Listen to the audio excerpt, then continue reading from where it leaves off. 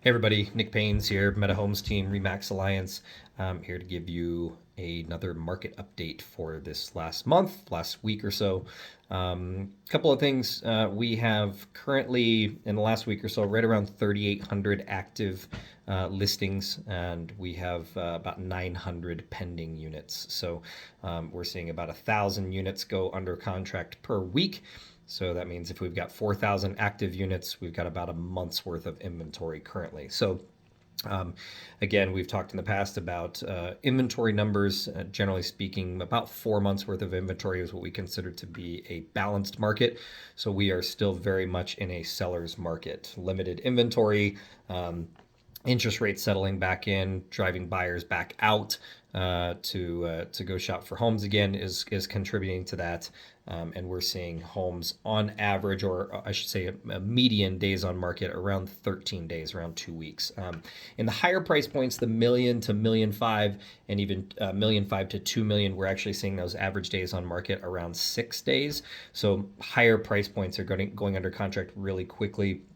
A big piece of that, again, is the fact that we have such limited inventory. So people that are getting out and looking for those properties, they are finding very little inventory. So when a nice one pops up, it's going under contract fairly quickly. So interest rates kind of settle back in and actually get into the high fives again, low sixes, high fives. And then they popped a little bit when the CPI data came out this last week, inflationary data, jobs reports. Jobs report had unemployment basically at an all-time low, which is not indicative of a recession. So even though by the book definition, we are kind of in a recession and we're seeing kind of big inflation numbers, we're not seeing the other factors that lead to recession. So that's part of what's hurting where we're at. Another piece is we've got obviously anybody that bought a house in the last 4 or 5 years, anybody that refied their house in the last few years, had an interest rate somewhere in the high twos to low threes. And it's really difficult for those people to justify making a move and trading in their 3% interest rate for a 6% interest rate, which is now more standard. So really what we're seeing from a buyer standpoint is really we're only seeing the buyers out there that either have to buy due to job relocation, divorce, or household creation. So having kids or getting married, moving out from their parents, that kind of stuff. So those are really, people aren't moving because they want to. They're moving more because they have to.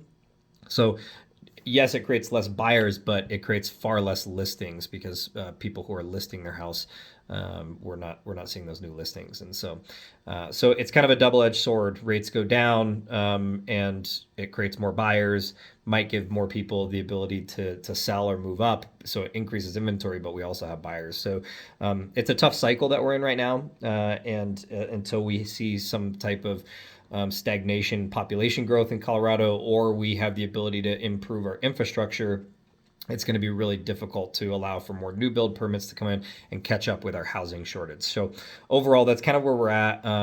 The last piece for rates is that people are seeing these rates settle back into the low sixes and high fives, which is relatively speaking a pretty good rate. So all the people that were maybe shopping last year and saw rates go from 3 to like 7.25, they don't want to miss out now that things have dropped back into the sixes or even high fives. And so those people are back out looking for something again. And then the secondary piece to that is buyers that are brand new buyers to the market never realized that, because we're so far past it, we're almost now a year past kind of the best rates. They never even knew that, twos and threes and even fours existed. And so 5 or 6% is kind of norm to them.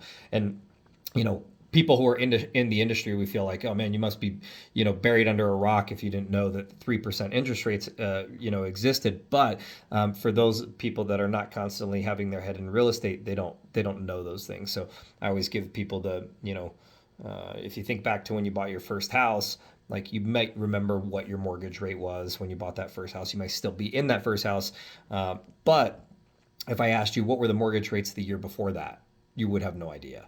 And so that's what's happening now is people that are coming in, the new buyers that are coming in the market, they're not seeing these volatile changes that they were seeing last year. They're seeing more of a they're saying more of this kind of just sitting right in the high fives, low sixes range, and that seems standard. So anyway, that's where our market is at right now.